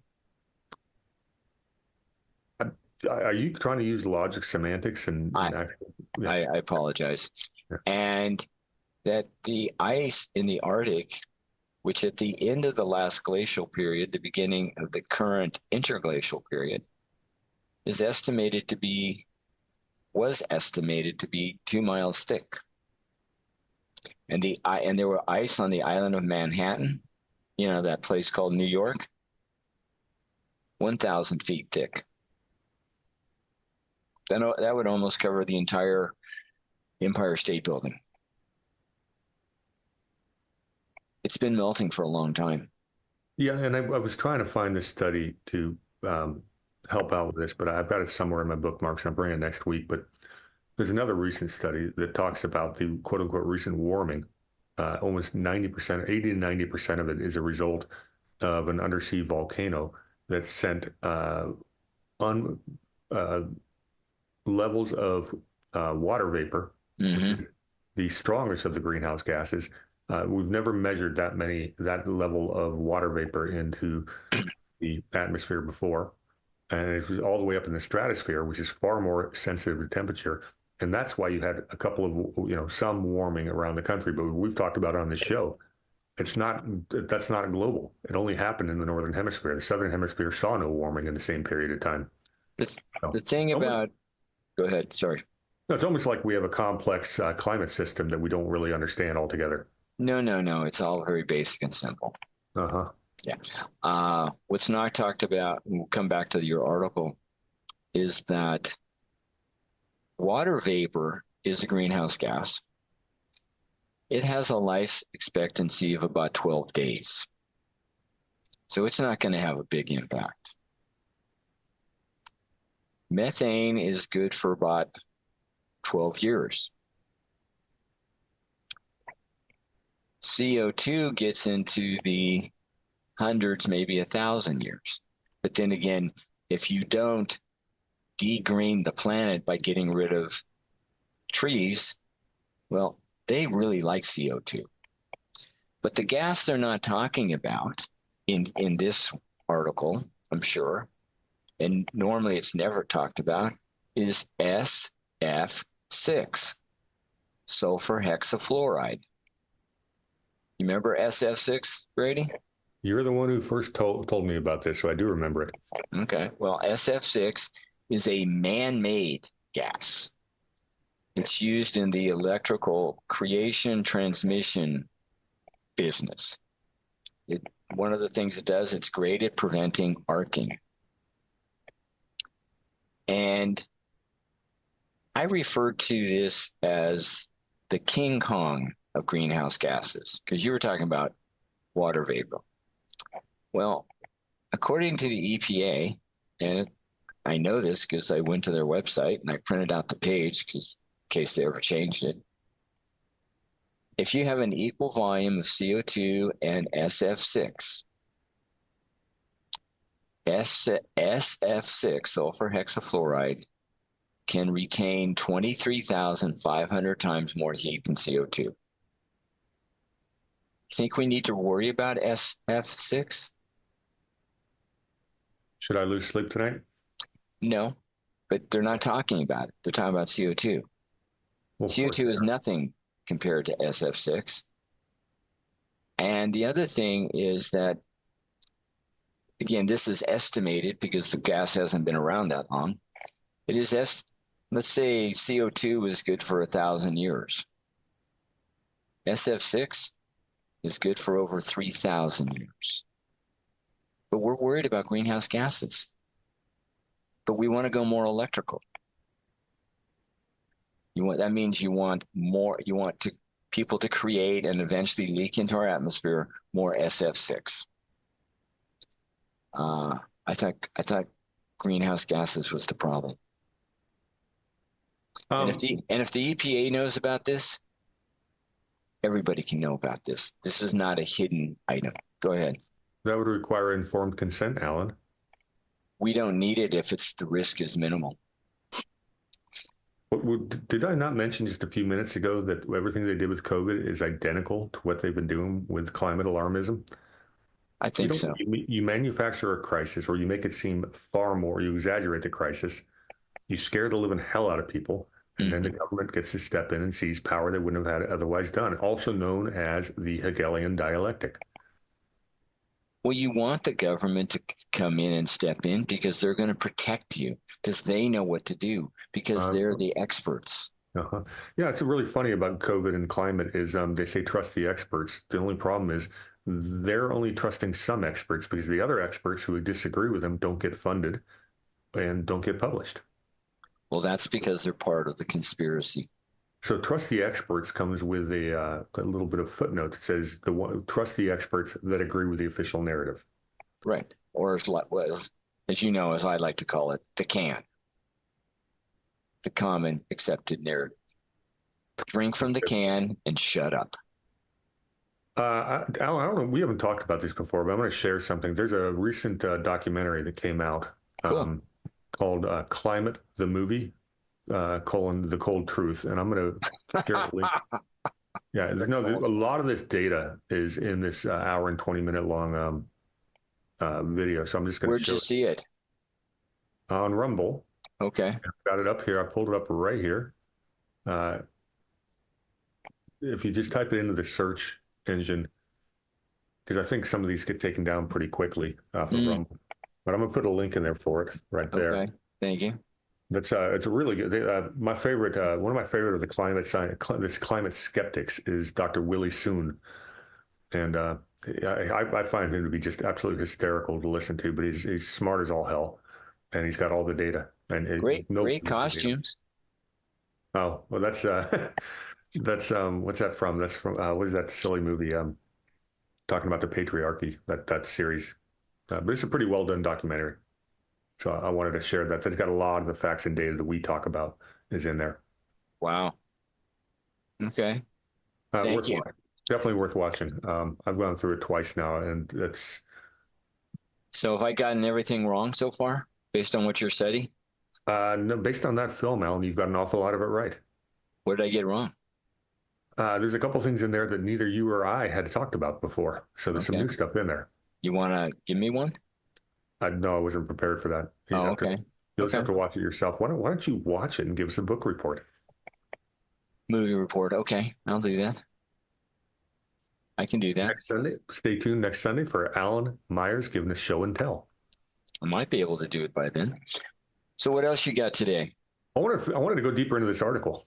Go, please do. Really go into yes. talking about how global warming is slowing the Earth's rotation. Okay. They say drastic. Oh, by the way, before you move on, I have a question. Yes. If this was correct, is that a bad thing? And why? Well, apparently, we're going to have to subtract a leap second for the first time ever. A second? Yes. This is worse than Y2K. So the problem isn't anything other than what we do with our watch. Apparently. Okay. All right. Good question. Scary graphics. Love it. As rising global temperatures melt the Earth's polar ice sheets, the shifting water is creating such a huge redistribution of our planet's mass that its rotation speed is dropping. Okay. Does water weigh more when it's liquid or frozen? I'm going to say it weighs more when it's liquid. Well, how would that happen? Does it actually gain any mass? Nothing's being added or subtracted. The proton, the neutrons, and the electrons all still weigh the exact same in the molecule, Alan. It's just that the ice floats because apparently it's got some air in it. That has nothing to do with weight. I know, but yes, if you're gonna look, you're playing devil's advocate for me. So if you're gonna look at ice floating in a glass, it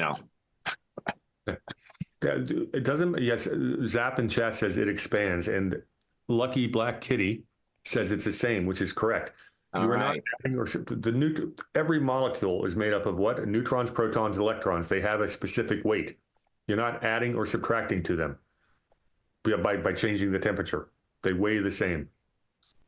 So the opening paragraph of this theory is completely wrong, and I knew that in 8th grade chemistry.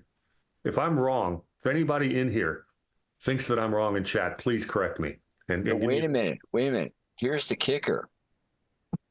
In just a few years, we have to make the first ever deletion of a leap second. A leap second. Alan, it's a crisis. I think to prevent that from happening, we should give away all of our sovereign rights to a one world global government and have them run everything for us so we don't lose that second. I don't know how I can live with such terror. A leap second? Yes. Oh, And that's going to happen within 10 years. It's imminent. okay. Keep going. A huge redistribution of our planet's mass that its rotation speed is dropping. This unusual result of climate change is interacting with other forces that affect the planet's rotation speed in ways that could ultimately even alter the ways we keep time. Okay. Scary. I am now terrified. In just a few years, we may have to make the first ever deletion of a leap second, according to a new study published Wednesday in Nature. And for anyone who follows the climate debate, Nature has had to retract so many articles in the last 2 decades. It does no longer deserves any credibility whatsoever. It's got a nice name. This is another one of those never happened before things that we're seeing from global warming. And of course, it's never happened before, and it's not going to happen this time. Says co-author Duncan Agnew, a geophysicist at Scripps Institution of Oceanography, which just happens to be less than 5 miles away from where Mr. Alan Myers is sitting right this minute. It's very sad. Yeah, Very that's about sad. a mile from where I learned how to scuba dive. There you go. I've spent a lot of time at the Scripps Institute of Oceanography. I've I been know on. some, I've I been know on a. some of these people. I've been on a party on Scripps Pier. Yeah, very few people get to scuba dive off of Scripps Canyon Yeah. because Black's Beach is private, or the driveway down there is private, and you actually have to haul all your scuba tanks down a really steep road. Yeah, I know. I used to surf there. You Yeah, could well, walk on low tide. You could walk around. yeah, well, who would you want to? Because that's the nude beach, and Not anymore. Not anymore. it's no longer a nude beach. No. Thank God for small favors. Yeah, we used to. I had a scuba diving friend, who had actually lived there, and we had the key to that gate so we could drive down and park so we could go dive Scripps Canyon. And it's some of the best diving in all of San Diego or What Southern do Cal. you think of that house at the bottom of the cliff? Oh God, I don't even know which one you're referring to. The one that it sits on a tower and it looks like a spaceship. I thought that And was isn't that part of Scripps? no, that's somebody's private residence. Okay. And they would have a basically big kind of elevator on tracks to access it. It's crazy. And that's Lucky been Black Kitty says it's still a nude beach and calls it the Space House. okay, the space out. Well, I don't frequent it, so I don't know if people are walking around naked. And thank you for that detail. And the space house is beautiful. And first time I encountered it was probably 1970. If I get time here, I can play about a 3-minute clip of some video, Well, scuba diving video I have from Scripps Canyon that'll show some of the stuff we're talking about. do we still have the article? Oh, is it still there? Yeah, I'm here. No, the article went away. Yeah. Oh, that's me. I was looking up. Sorry, I shifted screens. There's not much more to say about it. I mean, it's ridiculous. They're talking about the massive miles thick ice sheets that cover Greenland and Antarctica exerts a strong gravitational pull on the oceans. As the ice sheets melt, all that mass shifts away from the poles and towards the equator. Now, there's probably some truth to that if the mass leaves the poles, but that's been happening for millions of years. We know that the poles have shifted many times. Well, as I said, okay, at the end of the last glacial period, 14,000 years ago, I've seen different numbers on this. The ice on top of the Arctic in Canada was 2 miles thick. Pretty heavy. The sea levels were down 400 feet. So for the last 12 to 14,000 years, this has been melting. So things have been changing for that long. The last glacial period began about 110,000 years ago. And that's when the accumulation began. So having the road, if they still haven't said what, I mean, we're talking about 1 second, and they don't say in what time frame. Is it 1 second a year, 1 second a month, 1 second a day? They don't say it. So we're worried about 1 second a year? I'm not. Are you? No, I'm not that deeply concerned with that. No. So I thought I'd show you, because this is talking about assuming climate change, all these things are absolutely happening. I brought a few more articles that shows why it isn't. Good. That's what I like. We got 15 minutes. Okay, well, let me just start going through these. Cool. Appreciate you sharing. Give me 1 second. I'm multitasking on you. All right, I already talked about how the Arctic winter sea ice continues its recovery. Yes. Next one I have is there's been no increase in hurricanes. Talks about that. We always hear the hurricanes are getting worse and worse. No, they're just getting more and more expensive as property values go up. Although I did read an article that the Atlantic storms this year should be very high. Just while I'm on the Atlantic coast, I get to experience that next year. Well, if you look up the history of these, and you can find them, they have not become more and more prevalent every year. Yeah, that's what this article is going to talk about. Let's dive in real quick and go.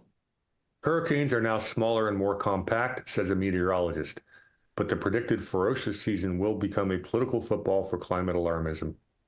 Of course it is. Let me see if we have any of the graphs. Okay, look at that. This year's hurricane season, which will officially begin June 1st, is being predicted by Weather Bell as the hurricane season from hell, with weather patterns similar to 2005, 17, and 20. You know what else all those years had in common? El Nino. Oh, okay. Now, is that a man-made thing? El Nino? Yeah. Yeah, it's the Mexicans did it. Oh, okay. Thank you. All right. Do you remember the Saturday Night Live skit of El Nino? No, I don't. All right, I'm gonna have to pull that up if we have time. If not, I'll bring it back next week. It's one of the Okay. Yeah, that's a good one. Talking about Hurricane Katrina, but at the end of the day, they've got all the data going in here that says hurricanes are not more frequent. They go into the basic physics and temperature.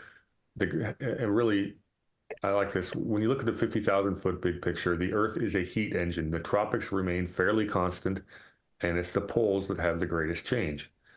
And a lot of it has to do with ocean temperature, which is cyclical. That's what causes an El Nino, and that's what causes hurricanes. It's not we're not getting them more frequently. They're not any bigger. I don't think we've had a hurricane. Here we have your chart. Okay. We have not had a hurricane as big as Katrina since Katrina. This goes back to 1853. Wow. And there's a moderate uptick, quite a bit of cyclicality. But the biggest spike was in the 1930s and 40s, which also happens to be the 1930s, the warmest decade on record. Alan, I pose this question to you. Was there more or less CO2 in the atmosphere in 1930 than there is today? Well, I didn't measure it back then, but, let me see, the 1930s, that would be the time of the Great Depression, wouldn't it? Yeah, that is a bit of a coincidence. And did we have more or less human manufacturing activity in the 30s? Well, not only do we have less, we had fewer people and less industrial activity. Okay, yet we had more hurricanes in that time period. We did. Okay, well, okay, since people weren't working, they had more time to drive their SUVs. There were no SUVs back then. Okay. That's a hard one to calculate, isn't it? Yeah. Let's see if I got another data point for you. I love it. Oh, this is a fun one I brought up. The bizarre history of Nazi climate change propaganda. Oh my gosh. Yeah, this is interesting. Although we generally think of climate change hysteria as quintessentially modern phenomena, this is not the case. Arrogant, dictatorial, totalitarian political elites have been in love with the same basic idea before. The Nazi Party, for instance. It has largely been forgotten, but I discovered when writing my new book, blah, blah, blah, the German Nazi Party of the 30s and 40s believed in climate change too. It's just that they thought the world was growing inexorably colder, not warmer. Also, unlike political elites today, they tended to think climate change was a good thing, not a bad one, et cetera. But the point being, they are always able to find scientists that are going to prove a pre-existing narrative, and the ones who don't go off to the gulag. Wow. So I had a few more to share, but the bottom line is, we're getting close to 10 minutes till, so I Yeah. will stop. I will get off my podium of No, I like it. I like nihilism. it. Um, Before we get to the end, why don't you give a little self-promote? Oh, well, I am Brady, also known in some corners of the internet as the War Hamster. You can find my Rumble channel where most of my good stuff is at war_hamster. Please subscribe, like, and share. I got a lot of really good stuff coming down the pipeline after my 3-week hiatus. I got some really interesting guests coming on and some Yay. regular series. I've got Clay Clark coming on next Friday. I was just at a Clay Clark symposium in Tulsa 2 weeks ago where he had a number of fascinating speakers trying to help podcasters like ourselves grow our businesses. Spent some quality time with a person by the name of General Michael Flynn. And, he's my pick for the next vice president, by the way. Uh, just absolutely loved his answers to some tough questions. Mel K was there. A few other people you probably know, and I got to be good friends with the George and Lance from the called the Big Mig show. A couple of New York guys who talk about the same stuff we do, and Cool. I'll probably they both agree to come on here as a guest host if Alan and Doug both can't make it. If I ever Oh. need help, but those guys are great. They got a big following, so that was a lot of fun. Well, You can also find me on Twitter at war_hamster 1776. Look for the 1776 because there are other war hamsters running around Twitter/X. And you can get me on Truth Social at war_hamster. do you think we should bring them on just to have a chat? What, the guys at the Big Mig? Yeah. Oh, you'd love them. I'll definitely introduce you. They're great. Why don't you check in with them, see if they want to show up and we just have a chat? Let's see if they're willing to do it. I'll definitely ask them. We'll ask them and then find out if they're definitely willing to do it. Sure. Because it would be nice to expand our reach a bit. And 100%. anything else you want to share? No, that's good for now. I think my Substack's going to be launched in the next 2 weeks, though. And where can people find that? I will let you know when it's ready to go. Okay. I'll be promoting the heck out of it.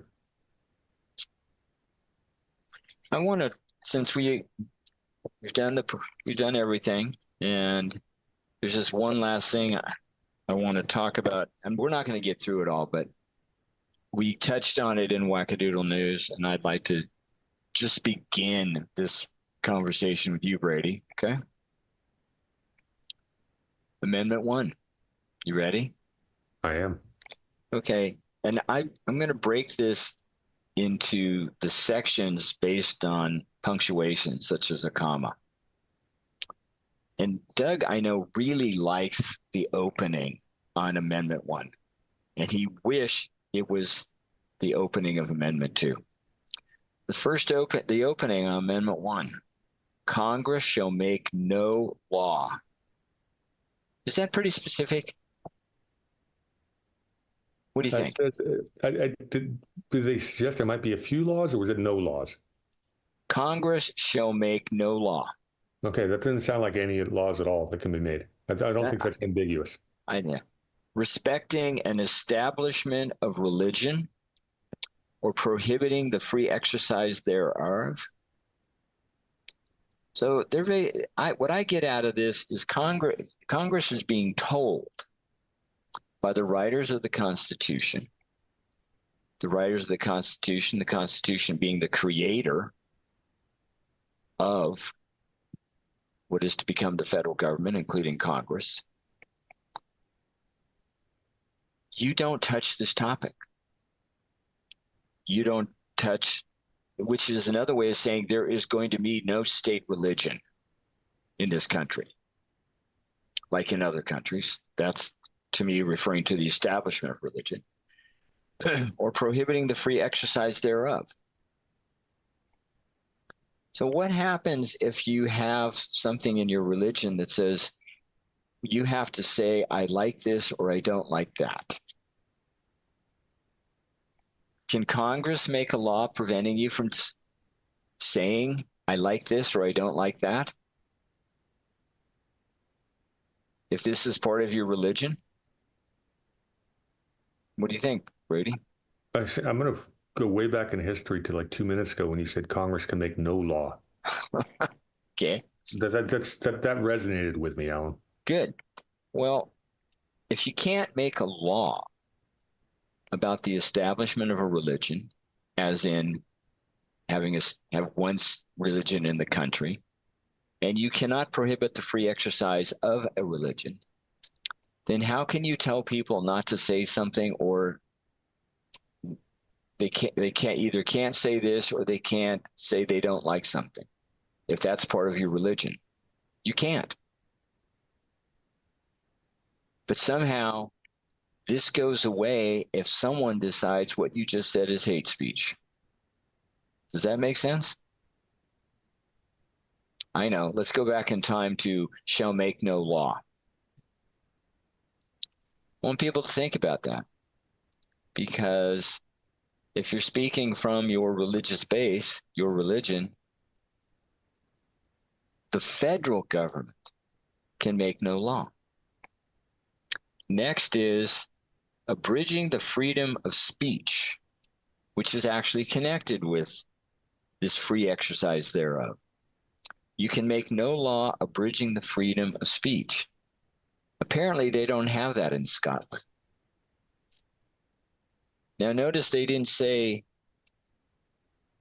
abridging the freedom of speech as long as it doesn't include hate. Your thoughts, Brady? Oh, we've been talking about this every single week we're on this thing, Yeah. on the show. It's ridiculous.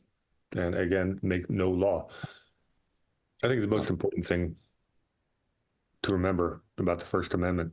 So as Doug would say it, you can't make a law if you're going to pray about it, if you're going to speak about it, or of the press, if you're going to write about it. That's exactly what I was about to say. Or the right of the people peacefully to assemble. Now, have we redefined the word peacefully? Well, we didn't. No, I'm sorry, peaceably. We did redefine it in 2020 because apparently burning down federal buildings in the summer of love is a peaceful but mostly fiery protest or something like that. Well, I think since this was written in 1787, you don't get to redefine the word. It's part of the contract. And this is absolutely, the last one to me is so important. Congress shall make no law to petition the government for a redress of grievances. You cannot tell us that we cannot complain. What possibly could have been going on prior to the writing of the Constitution, leading up to the time of the Revolution and post, that would get somebody to write these? Is this do you think this is a response to what they actually dealt with Britain? I mean, perhaps you had a tyrannical government that was owned by a monopolistic set of multinational corporations that were infringing upon their rights to a free trade and peaceably assemble and all that good stuff. And they were using the military to crack down on people who wanted to speak up and say, hey, wait a minute, this is not how you treat your citizens. You think? Perhaps. But remember me, I'm a crazy conspiracy theorist. Well, I like that about you. If you go to the Declaration of Independence, before you get to the list of complaints, you're going to find that they address the general topic, which is the history of the present King of Great Britain is a history of repeated injuries, usurpations, all having in direct object the establishment of an absolute tyranny over these states. Let facts be submitted to a candid world. They were tired of it. Why do you get the Fourth Amendment? Because Britain was keeping their in-country troops in people's houses. They were taking their possessions. They had the writ of assistance, which was a general search warrant. We can look at anything, anywhere, anytime, because we have a general search warrant. Every one of these amendments came from actual experience. It wasn't just kind of a wish list. Read them when you can, take note, and think about what happened to get them to write these. It's crazy.